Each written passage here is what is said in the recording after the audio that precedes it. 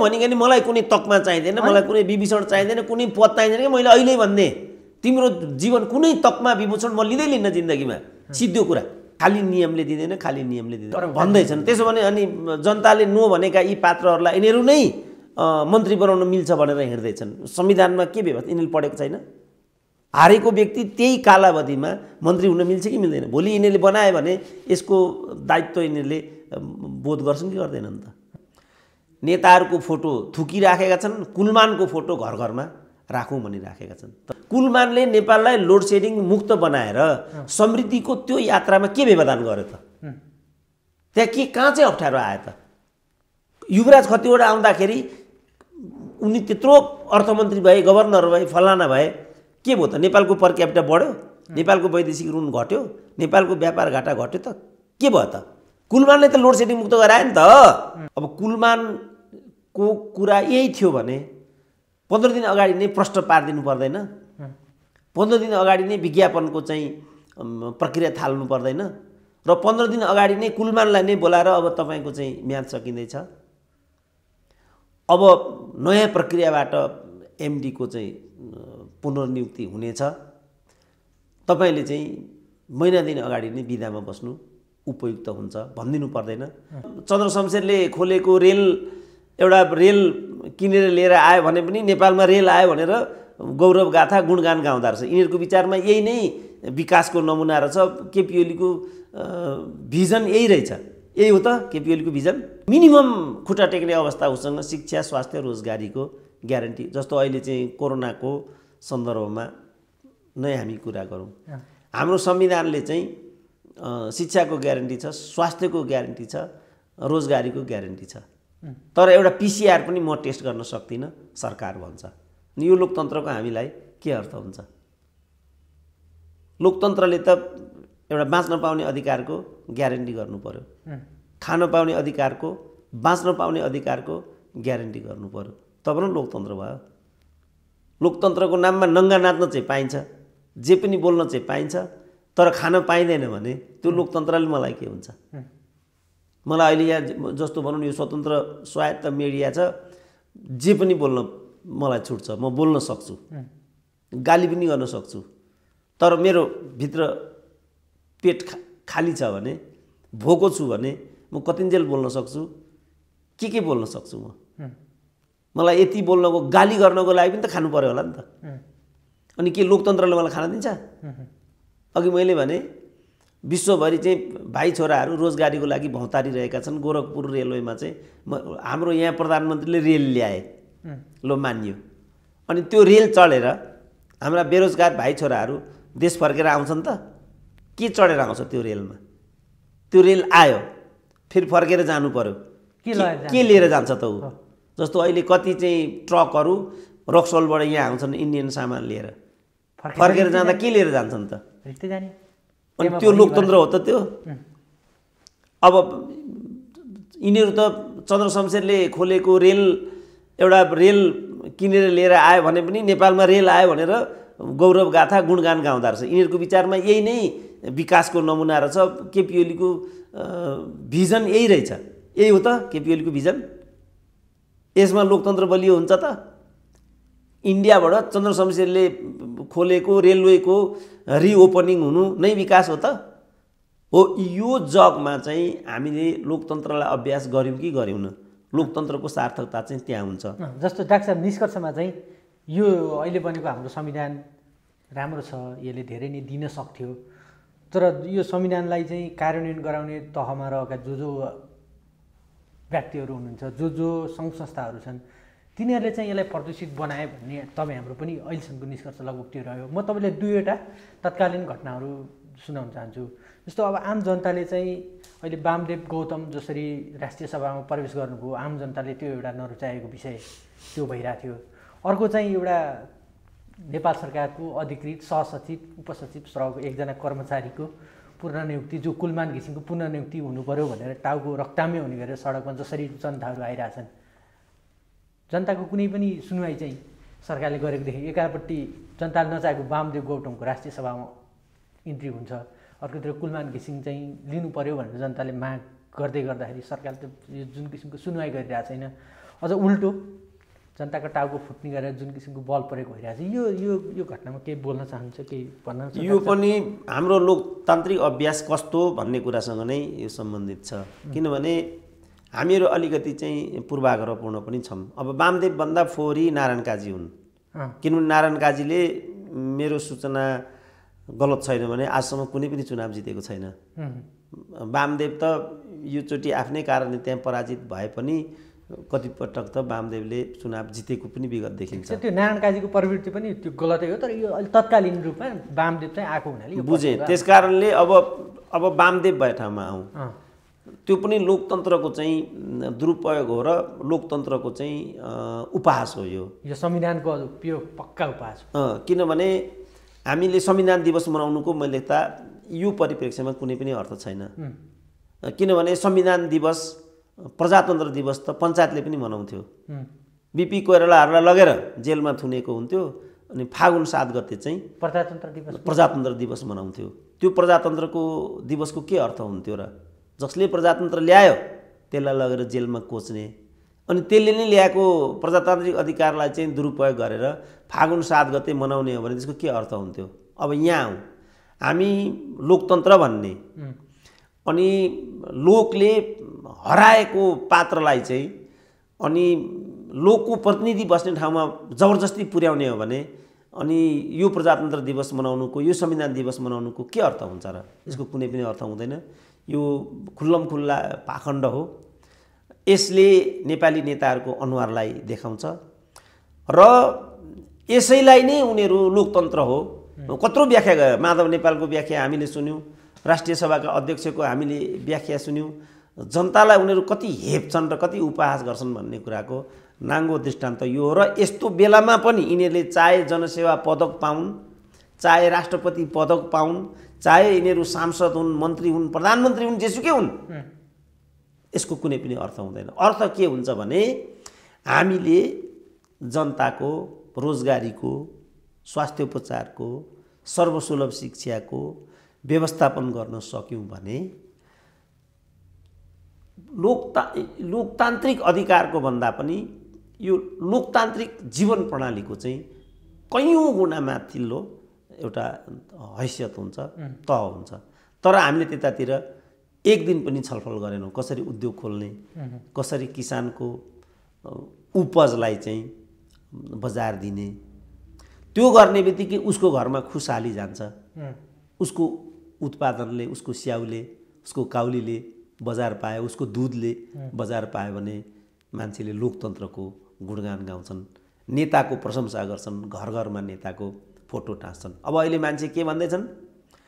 नेताहरूको फोटो थुकिराखेका छन्, कुलमानको फोटो घर घरमा राखौँ भनिराखेका छन्। तपाईँले कुलमानको पनि कुरा गर्नुभएको छ। अब कुलमानको कुरा यही थियो भने 15 दिन अगाडि नै प्रश्न पारिदिनु पर्दैन? 15 दिन अगाडि नै विज्ञापनको चाहिँ प्रक्रिया थाल्नु पर्दैन? र 15 दिन अगाडि नै कुलमानलाई नै बोलाएर अब तपाईँको चाहिँ म्याद सकिँदैछ, अब नयाँ प्रक्रियाबाट एमडीको चाहिँ पुनर्नियुक्ति हुनेछ, तपाईँले चाहिँ महिना दिन अगाडि नै बिदामा बस्नु उपयुक्त हुन्छ भनिदिनु पर्दैन? त्यही खालको सूचना तल प्रवाहित गरिदिनु पर्दैन? अहिले पनि त्यो कुरा भनिदिनु पर्दैन? खाली नियमले दिँदैन, खाली नियमले दिँदैन। अनि यिनीहरू हजुर कानुनले छिक्यो भन्दैछन्। त्यसो भने अनि जनताले नो भनेका यी पात्रहरूलाई यिनीहरू नै मन्त्री बनाउन मिल्छ भनेर हिँड्दैछन्। संविधानमा के व्यवस्था यिनीहरूले पढेको छैन? हारेको व्यक्ति त्यही कालावधिमा मन्त्री हुन मिल्छ कि मिल्दैन? भोलि यिनीहरूले बनायो भने यसको दायित्व यिनीहरूले बोध गर्छन् कि गर्दैनन् त? त्यसकारण यो जुन दोहोरो मापदण्ड, त्यसकारण यो लोकतन्त्र होइन। यो अहिलेको जुन यहाँ नेपालमा चलिरहेको सिस्टम चाहिँ लोकतन्त्र भने पनि वस्तुतः यो लोकतन्त्र होइन, लुटतन्त्र हो। यो अहिले नै भनौँ न, जस्तो युवराज खतिवडालाई यिनीहरूले पुनर्नियुक्ति गरे, के लोकतन्त्र हो त्यो? त्यही मर्म हो लोकतन्त्रको? त्यसलाई लोकतन्त्र भनिन्छ? ल कुलमानलाई चाहिँ कानुनले दिएन, अनि युवराज खतिवडालाई गुरु भट्टराईले के रेल विभागको गुरु भट्टराई, लगानी बोर्डको दीपक भट्टलाई चाहिँ अनि कसरी दियो त? लु ती सबै प्राविधिक रूपमा कानुन मिल्ला अरे। लो त्यसो भने लोकतन्त्रमा के नैतिक आचार विचार, जवाबदेहिता, संवेदनशीलता, जनआकाङ्क्षा, जनअपेक्षा हुँदैन लोकतन्त्रमा? लोकतन्त्र भनेको नङ्गा नाच हो। त्यसकारण यिनीहरूले लोकतन्त्र भनेको नङ्गा नाच हो भनेर बुझे। मेरो विचारमा लोकतन्त्र भनेको नङ्गा नाच होइन। लोकतन्त्रमा नङ्गा नाच भनेको चाहिँ मोबोक्रेसी हो। यो नेपालको अहिलेको जुन प्रणाली छ यो डेमोक्रेसी होइन, यो मोबोक्रेसी हो। यिनीहरूले कसरी चाहिँ प्रतिनिधिहरूलाई कसरी टिकट दिन्छन् त, यिनीहरूले कसरी मनी माइन्ड मसल प्रयोग गर्छन् त, कसरी रेणुदालहरूलाई उनीहरूले चाहिँ माथि पुर्याए त। अहिले तिनै रेणुदाल चाहिँ कसरी ज्ञानेन्द्र शाहीहरूलाई चाहिँ ढाड नबाचिकन नेपालमा स्थायित्व आउँदैन भनिराखेको छ कि ढाड बाँचेर स्थायित्व आउने हो, मान्छे मारेर स्थायित्व आउने हो, मान्छेको बोली चाहिँ थुनेर स्थायित्व आउने हो। यो लोकतन्त्र हो यो? त्यस कारण यो लोकतन्त्र होइन, यो मोबोक्रेसी हो। मोबोक्रेसी चाहिँ नङ्गा नाच हो। नङ्गा नाच लोकतन्त्र होइन। लोकतन्त्र भनेको जीवन प्रणाली हो। लोकतन्त्र भनेको भाइ छोराको रोजगारीको ग्यारेन्टी हो, दिदी बहिनीको स्वाभिमानको रक्षा हो लोकतन्त्र भनेको। लोकतन्त्र भनेको राष्ट्रिय चाहिँ साधन स्रोतहरूको सदुपयोग हो। लोकतन्त्र भनेको आफ्नो माटोको जगेर्ना हो, आफ्नो उत्पादनको बजार हो। लोकतन्त्र भनेको किसानले सर्वसाधारणले चुलो बाल्न पाएको, आफै लोकतन्त्र घरमा पुगिहाल्छ नि। चुलोमा लोकतन्त्र बल्नुपर्छ क्या। लोकतन्त्रले गर्दा आज मेरो स्याउले बजार पायो, लोकतन्त्रले गर्दा आज मेरो दुधले बजार पायो, लोकतन्त्रले गर्दा आज मेरो छोराले सहजै चाहिँ स्कुल कलेजमा भर्ना हुन पायो। आज चाहिँ एमबिबिएस पढ्नु पर्यो भनेदेखि 80 लाख खर्च चाहिन्छ। अनि के 80 लाख दिन सक्नेले मात्रै छोरालाई आन्दोलन गरे हो त हिजो? त्यसकारण यो लोकतन्त्रै होइन, यो लुटतन्त्र हो। लुटतन्त्र चाहिँ लोकतन्त्र हुँदैन। संविधान दिवस मनाउने हो भनेदेखि राष्ट्रपतिको चट्टाबट्टाहरू, दलका चट्टाबट्टाहरूलाई आलङ्कारिक दिएर लोकतन्त्र बलियो हुँदैन। लोकतन्त्रलाई बलियो बनाउने हो भनेदेखि हाम्रो लोकतन्त्रको जग कहाँ छ, के चाहिँ वस्तुतः लोकतन्त्र हुन्छ, त्यो कुरालाई आत्मसमीक्षा गर्ने दिन हो आज। आज चाहिँ धुपद्वार गरेर दीपावली गरेर आफ्ना चट्टाबट्टाहरूलाई पुरस्कृत गर्ने र आत्मरञ्जना गर्ने, आत्मश्लाघा नै लोकतन्त्र हो भन्दै बबन्डर मचाउने, चन्द्रशमशेरले खोलेको रेल नै मैले ल्याएको भन्ने, ल हेर आज कसरी केपी ओलीको सपना भयो भनेर आत्मश्लाघामा बाँच्ने दिन संविधान दिवस हुन सक्दैन। यो त मैले अघि भने पञ्चायतकालमा पनि हुन्थ्यो यस्तो त। कत्रो जुलुसमा हामीहरू जान्थ्यौँ, राजाको जन्मोत्सव हुन्थ्यो, फागुन 7 गते हुन्थ्यो, ऐतिहासिक दिवस पुस 1 गते हुन्थ्यो। आज न राजा छ, न फागुन 7 छ, न चाहिँ ऐतिहासिक पुस 1 गते छ के? कस्तो तामझामले ती देशहरू धुपधुवार दीपावली मनाइन्थ्यो त। दिलभित्रबाट छन् त ती व्यवस्थाहरू। आज 6 राजा अहिले नेपालमा, 6 फागुन 7 गते आज नेपालमा, 6 पुस 1 गते आज। यसको पनि नियति त्यही हुन्छ मैले देख्दा। त्यसकारण यो प्रजातन्त्रको विरुद्धमा गरिएको हरकत हो। राष्ट्रपतिले जति तकमा दिए पनि, यिनका चट्टाबट्टाहरूले जुनसुकै जनसेवा पदक पाए पनि यो घृणास्पद कुरा हो। यो नोबेल पुरस्कार त ट्रम्पले पाउन आँटेको भनेर सुन्दैछु। अब ट्रम्पकै मदन पुरस्कार के अरे नोबेल पुरस्कार योग्य हुन्? यिनका यहाँका पुरस्कार पनि त्यस्तै हुन्। यिनका यहाँ चाहिँ राष्ट्रपति पदक, जनसेवा पदक, जेसुकै पदक भन्नु न, यिनीहरू त्यसको कुनै अर्थ हुँदैन, त्यसको कुनै मर्म हुँदैन, त्यो धर्म पनि होइन। मर्म र धर्म चाहिँ के हो भनेदेखि हामीले कल कारखाना खोल्ने कि नखोल्ने, हामीले प्रजातान्त्रिक आचरण गर्ने कि नगर्ने, हामीले जनताको आवाजलाई सुन्ने कि नसुन्ने, मान्ने कि नमान्ने। आज हामी जति नै कुरा गरौँ न, आखिरी यो कुलमानले त्यो बत्ती त नेपाललाई लोड सेडिङ होइन भने पनि मान्दैन नि जनता। यो सरकारको चाहिँ के भने नीतिको बाई प्रोडक्ट हो। सत्य कुरा त्यही हो, तर मान्छे मान्दैनन्। यो कुलमानले भन्छ क्या मान्छे। अब उनीहरू चाहिँ त्यही कुलमानलाई लखेट्नमा हात धोएर लागिराखे। त्यही सरकारको नीतिमा त धेरै कुलमान जस्ता मान्छेहरू आए, तिनले गर्न सकेन। एक किसिमले जनताको भावना त ठिकै हो। त्यही अब उनीहरू समृद्धि दिन्छौँ भन्छन्। कुलमानले नेपाललाई लोड सेडिङ मुक्त बनाएर समृद्धिको त्यो यात्रामा के व्यवधान गर्यो त? त्यहाँ के कहाँ चाहिँ अप्ठ्यारो आयो त? युवराज खतिवडा आउँदाखेरि उनी त्यत्रो अर्थमन्त्री भए, गभर्नर भए, फलाना भए, के भयो त? नेपालको पर क्यापिटा बढ्यो, नेपालको वैदेशिक ऋण घट्यो, नेपालको व्यापार घाटा घट्यो त के भयो त? कुलमानले त लोड सेडिङ मुक्त गरायो नि त। त्यो त गराएकै हो नि त। अनि युवराजले चाहिँ के गरायो त? आज कुलमानको समर्थन गरेर कुलमान घिसिङलाई ल्याइदेऊ भनेर बिन्ती सडकमा चढाउन, अनि अझ टाउको फुटाउनु पर्ने। अनि हेर्नुभयो त्यो फोटो? किन नहेर्नु त त्यो भएको हुनाले सार्थक लोकतन्त्र दिवस सार्थक प्रजातन्त्र दिवस भनेको चाहिँ सार्थक संविधान दिवस भनेको चाहिँ जनताको जीवनस्तरलाई उकास्ने प्रवृत्तिलाई हामीले प्रवर्धन गरिराखेका छौँ कि दुर्सान गरिराखेका छौँ सार्थक संविधान दिवस भनेको चाहिँ त्यो हुन्छ यी चट्टाबट्टालाई जनसेवा पदक दिएर त्यो सार्थक हुँदैन घिनाउँछन् अझ जनताहरू यस्तो त राजाले पनि गोदबाद दिन्थे प्रथम भन्थे द्वितीय भन्थे तृतीय भन्थे के भन्थे भन्थे नि त यो विभूषणको बारेमा छोडिदिउँ सुरेन्द्र केसीले हाम्रो इन्टरभ्यूमा भन्यो भने सुरेन्द्र केसीले विभूषण नपाएको रिस चाहिँ पोख्दैछ भन्दैला उल्टो तपाईँलाई गाली आउला आम जनताले बुझ्छन् होइन त यो कुरा त त्यसैले मैले त भनेको नि मलाई कुनै तकमा चाहिँदैन मलाई कुनै विभूषण चाहिँदैन कुनै पद चाहिँदैन कि मैले अहिले भन्ने तिम्रो जीवन कुनै तकमा विभूषण म लिँदैन जिन्दगीमा सिद्धो कुरा त्यस कारणले मसँग यो कुरा सम्बन्धित नै छैन तर ठिक छ अब यिनीहरूलाई चाहिँ त्यो जनसेवा पदक लगाएर त्यो नेपाल तारा लगाएर एउटा गौरवी जनसमीक्षा चाहिँ तिमीले दावा गर्ने हो भने तिमीले कुलमानको जस्तो कुलमानलाई देखिँदैन नि यो मान पद तपाईँले हेर्नु सूची कुलमानलाई दिए छैन कुलमान जस्तालाई र कुलमानहरूलाई जबसम्म यी पदकहरू दिइँदैनन् तबसम्म यो मलाई चाहिँ यो भिक्टोरिया क्रसको बारेमा गोर्खा सेनाका साथीहरू भाषण गर्थे क्या भिक्टोरिया क्रस संसारको सबैभन्दा ठुलो तकमा मानिन्छ तर जुन नेपाली योद्धाले चाहिँ भिक्टोरिया क्रस लगाएको छ ऊ मागेर हिँडिरहेछ भन्थे भिक्टोरिया क्रस संसारको सबभन्दा ठुलो पदक तर त्यो पदक लाउने मान्छे चाहिँ सडकमा मागेर हिँडिरहनु परेको छ उसका छोरा नातिले रोएर हिँड्नु परिराखेको छ भने त्यो भिक्टोरिया पदकको चाहिँ के अर्थ गयो आजका जनसेवा पदकहरू आजका नेपाल ताराहरू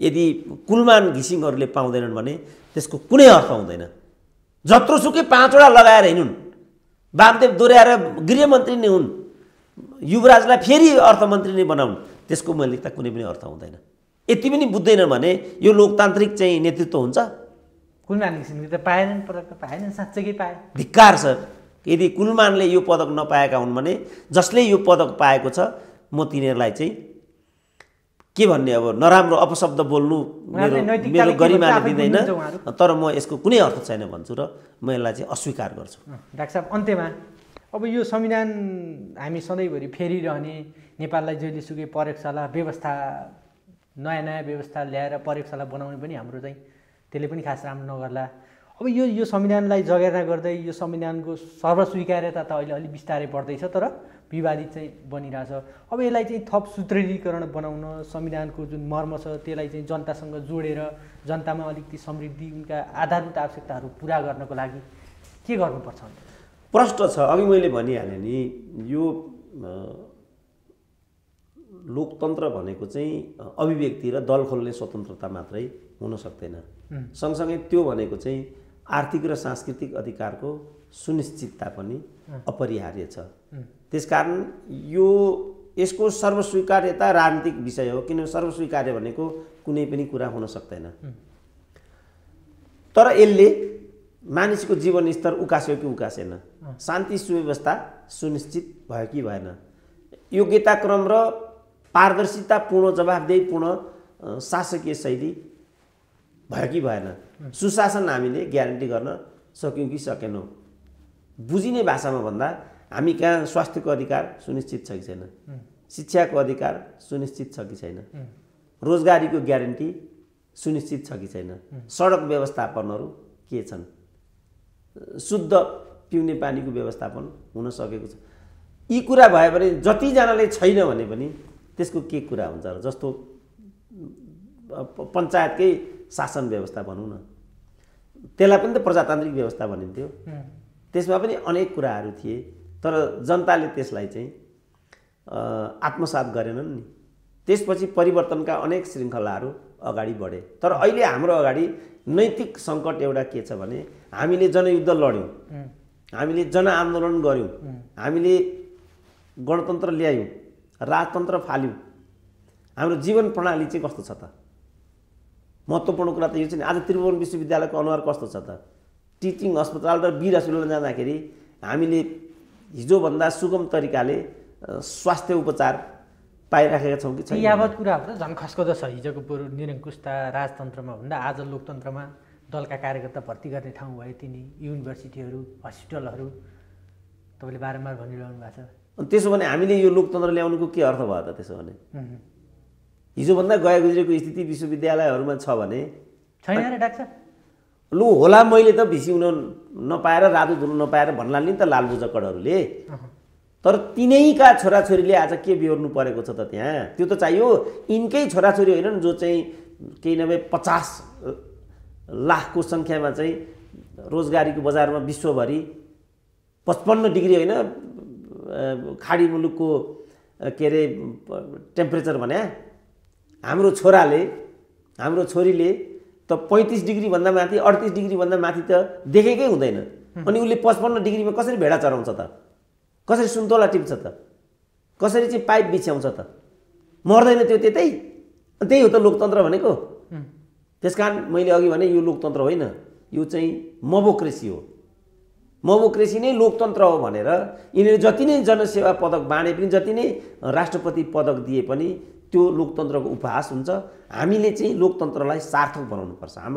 हाम्रो अभियान चाहिँ यहाँ आउनुपर्छ। हामीले प्रणाली फेर्नुपर्छ, फलानु फेर्नुपर्छ भन्ने राजनीतिक मुद्दा हो, त्यो हाम्रो मुद्दा होइन। हाम्रो बौद्धिक मुद्दा चाहिँ के भने यो प्रणाली सार्थक हुनु पर्यो, यसले कल कारखानाहरूको वृद्धि गर्नु पर्यो र यसले रोजगारीको दायरा चाहिँ विस्तारित गरेको हुनु पर्यो।